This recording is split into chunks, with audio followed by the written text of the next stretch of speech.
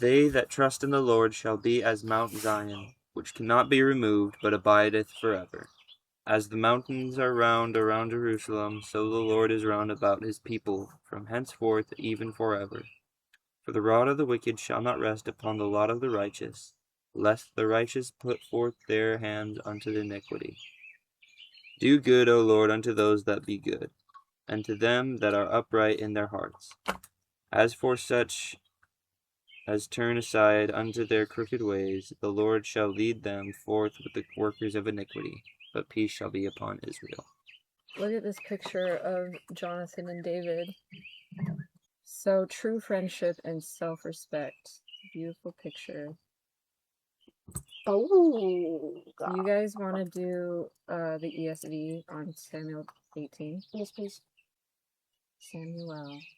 Could I have your phone? 1 Samuel 18. As soon as he had finished speaking to Saul, the soul of Jonathan was knit to the soul of David, and Jonathan loved him as his own soul. And Saul took him that day, and would not let him return to his father's house. Then Jonathan made a covenant with David, because he loved him as his own soul. And Jonathan stripped himself of the robe that was on him, and gave it to David, and his armor, and even his sword, and his bow, and his belt. And David went out, and was successful wherever Saul sent him, so that Saul set him over the men of war. And this was good in the sight of all the people, and also in the sight of Saul's servants. As they were coming home, when David returned from striking down the Philistine, the women came out of all the cities of Israel, singing and dancing, to meet King Saul with tambourines, with songs of joy, and with musical instruments. And the women sang to one another as they celebrated, Saul has struck down his thousands, and David his 10,000s. And Saul was very angry, and this saying displeased him. He said, They have ascribed to David 10,000s, and to me they have ascribed thousands, and what more can he have but the kingdom? And Saul eyed David from that day on. The next day a harmful spirit from God rushed upon Saul, and he raved within his house while David was playing the lyre, as he did day by day. Saul had his spear in his hand, and Saul hurled the spear, for he thought, I will pin David to the wall. But David evaded him twice. Saul was afraid of David, because the Lord was with him, but had departed from Saul. So Saul removed him from his presence, and made him a commander of 1,000. And he went out and came in before the people. And David had success in all his undertakings, for the Lord was with him. And when Saul saw that he had great success, he stood in fearful awe of him. But all Israel and Judah loved David, for he went out and came in before them. Then Saul said to David, Here is my elder daughter Merab. I will give her to you for a wife. Only be valiant with me, and fight the Lord's battles. For Saul thought, Let not my hand be against him, let the hand of the Philistine be against him. And David said to Saul, Who am I, and who are my relatives, my father's clan in Israel, that I should be son-in-law to the king? But at the time when Merab, Saul's daughter, should have been given to David, she was given to Adriel the Maholathite for a wife. Now Saul's daughter Michal loved David, and they told Saul, and the thing pleased him. Saul thought, Let me give her to him, that she may be a snare for him, and that the hand of the Philistine may be against him.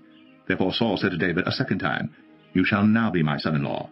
And Saul commanded his servants, Speak to David in private, and say, Behold, the king has delight in you, and all his servants love you. Now then, become the king's son-in-law. And Saul's servants spoke those words in the ears of David. And David said, Does it seem to you a little thing to become the king's son-in-law, since I am a poor man and have no reputation? And the servants of Saul told him, Thus and so did David speak. Then Saul said, Thus shall you say to David, The king desires no bride price except 100 foreskin of the Philistines, that he may be avenged of the king's enemies. Now Saul thought to make David fall by the hand of the Philistines. And when his servants told David these words, it pleased David well to be the king's son-in-law. Before the time had expired, David arose and went along with his men and killed 200 of the Philistines. And David brought their foreskins, which were given in full number to the king, that he might become the king's son-in-law. And Saul gave him his daughter Michal for a wife. But when Saul saw and knew that the Lord was with David, and that Michal, Saul's daughter, loved him, Saul was even more afraid of David.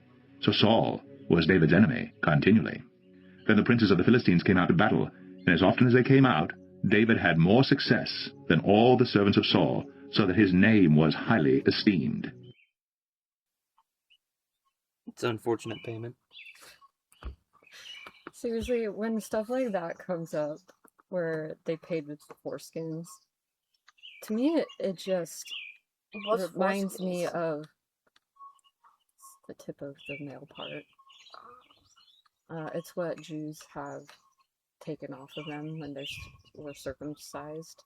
So circumcision, when God created the law of Moses, he said that circumcision was like part of the cleansing, part of the covenant. So if you're circumcised, you're part of God's kingdom on earth. You're one of his people. And that's why David was like, "You're uncircumcised, these uncircumcised Philistines." It's because that just signified that they were not in the tribe of Israel. They were not the chosen people of God. And so he basically went and circumcised 200 Philistines, and killed them, and then circumcised them, and then brought those back so that he could show that he did the deed. And when I read of stuff like that, like carrying David carrying Goliath's head around and the foreskin thing, it's like they lived in such a different time. And it's a good reminder that you should not put them in our time and place and expect them to do the things that we do, and have the sensibilities that we have, but that we should remember that they live in a oddly violent time. I wonder why they didn't put the foreskins part in the David movie. I wonder why they didn't put the whole wife part in the David movie. Yeah, David had a ton of wives. David too. Oh dear. I'm not looking forward to David too. Oh man. Well, we can focus on... I love Jonathan. Jonathan is one of the coolest characters in all of the Bible. Jonathan! Oh wait, sorry, not Jonathan. Is Jonathan... Although Jonathan's pretty cool too. Is Jonathan, King Saul's son? Yeah. King Saul's son. Oh. Okay, so I was gonna say, we need to go to the King James Version and look at that one verse where it says that an evil spirit from God came upon Saul. Because evil spirits don't come from God. He doesn't send evil spirits. That's not what he does. So in verse 10, it has a footnote, from God, has a footnote, and it says, which was not of God, from the Joseph Smith translation. So that's one of those moments in the Bible that was mistranslated or reworded or whatever. And this is the King James Version. And it came to pass that on the morrow that the evil spirit from God came upon Saul. Right, but if you hit that footnote, it says the Joseph Smith translation says that was not from God. Everyone hold on a second. So we don't get evil spirits from God because God does not have evil spirits, and he does not mess around with evil spirits. What would it mean that an evil spirit that was not from God came upon Saul? Satan? He would have sent an evil spirit, right? Mm-hmm. Why would it have access to Saul's heart? Because he was angry and jealous. Opened himself up to the influence of evil spirits. Because he was angry and jealous. Yes, those, like, leaning into those negative emotions will, but also... Well, also his position. Okay, he's going to be more attacked because of his position. But what is the major reason that he was willing to have that spirit? Because he wanted to give him to it. Yes. What we have to remember is that God left him. Oh. So he was in he was in it, and now he's not. Mm-hmm. Because he disobeyed and put himself above God. He God knows the heart, right? God looketh at the heart. I didn't like how they were friends, and all of a sudden he hated him. Who, Saul? Mm-hmm. Yeah, what is number one in his heart now? We've seen it in last chapter. Himself. Yeah. He put his idol of himself above God. He worships himself. And you see it over and over again now. And so God withdrew from him, and now evil spirits are having at him. Because if you wanted to influence any person in the world to do the most damage to humans, would you choose the servant or would you choose the king? The king. Yeah. I'm not the king. Alright. What is that from? What is that from? I know what it's from, but what's it from? You should know it. The Hobbit. There you go. Oh, yeah. I've been betrayed by my king. You're very close to his tone. Okay. Am I not the king? Because I sympathize. So, What? we have Saul, who puts his kingship. Remember, he kept that king alive from the other place.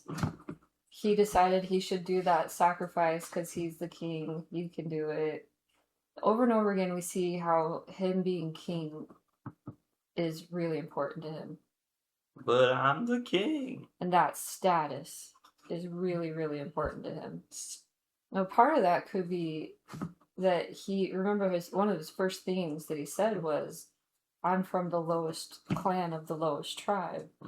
And maybe, okay, I'm going to get a little psychoanalytical here. Uh-oh. What does that mean? I'm going to analyze the psyche a little bit. Mm-hmm. Maybe when a person has a pride in their heart about themselves. So remember, he was the best looking man in all the land. Mm-hmm. The biggest and the best looking. The foreskins find me uncommonly good looking. But he was from the lowest clan of the lowest tribe. He had no status. His looks could give him no status in his world. And when you feel like you deserve more than what you were given, when you're suddenly given it, what kind of importance are you going to put on that status that you're suddenly given when you thought you deserved it and you were withheld it, and you saw all these other people who you thought didn't deserve it more than you were getting it, and you're coveting it? So it kind of goes back to that word covet, why God tells us not to do that. Well, look at what it did to Saul. When he finally gets that status that he coveted for so long, what became God in his world? Him. That status, right? It's Titan. Titan, not Saul. Yeah. So that is probably the reason that God says do not covet, because I think essentially coveting means putting what you're coveting in your heart. It becomes above God. It's a stumbling block for you. It comes between you two.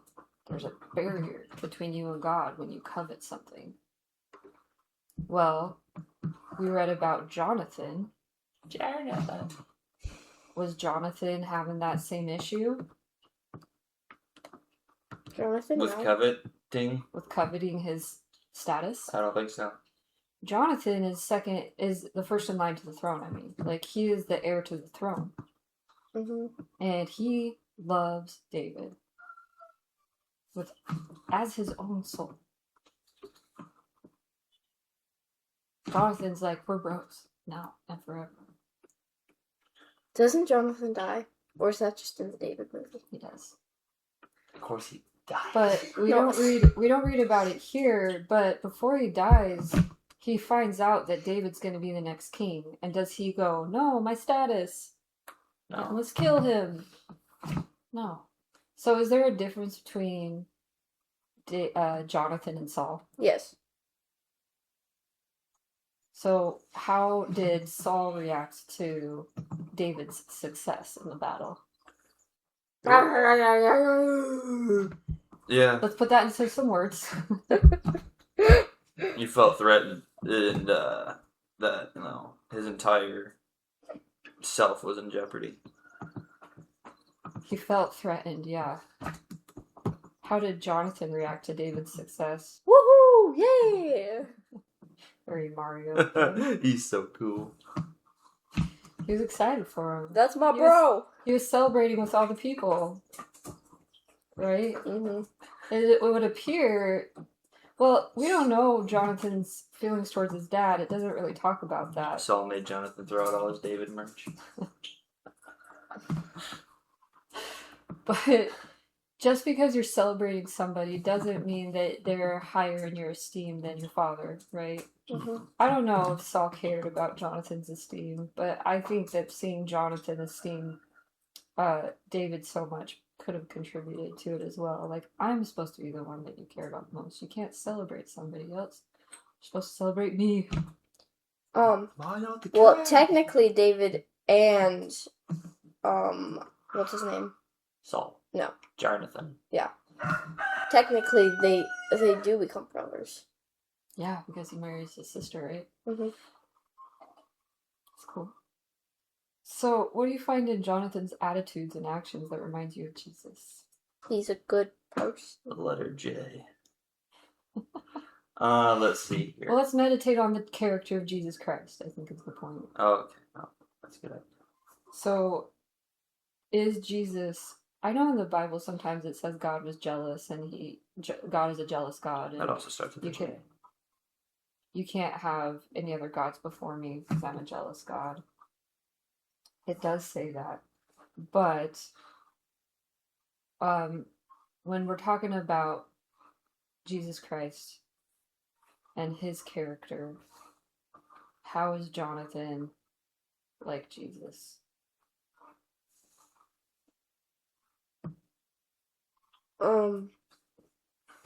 He's generally a good person. Fair enough. Generally a good person. Well, what did we talk about with his status? He was He's royalty. the first son of the king. Yeah. And did he put that above his love for his brother? No. What is Jesus Christ's status? He's First son of the king. And did he put that status above us? No. What ended up happening to Jesus Christ? He got crucified for us. He died. Yeah. For us. For us. What ended up happening to Jonathan? He died fighting the Philistines. So, it's good to recognize a type of Christ in every story. David had Jesus with him the whole time. He had Jesus on his side the whole time, literally, but also one of his people near him the whole time, right? Mm-hmm. And one of the things that we can count on is that when we're going through something hard, there will be a type of Christ sent to us to help us get through it. Even when Jesus was suffering in the Garden of Gethsemane, God left him alone so that he could know what that felt like. And an angel came and comforted him as he suffered. And that's a type of our suffering. When we suffer through something so that we can have compassion for people, we have comfort sent to us in some form.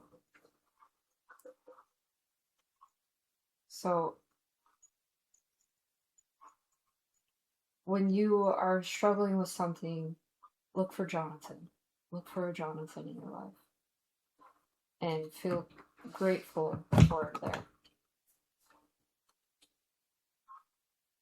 It's like I told you about that nurse who had the octopus tattoo. Mm-hmm. It felt like that was my comfort in that moment. It felt like God was saying, I see you, and it's going to be okay. And it happens, it's always there if you look for it, especially if you have a heart of David, a heart of faith and innocence. And God promised that he would take care of you.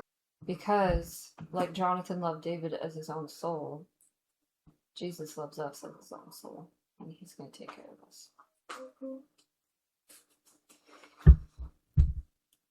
Alright. That was it. Amen.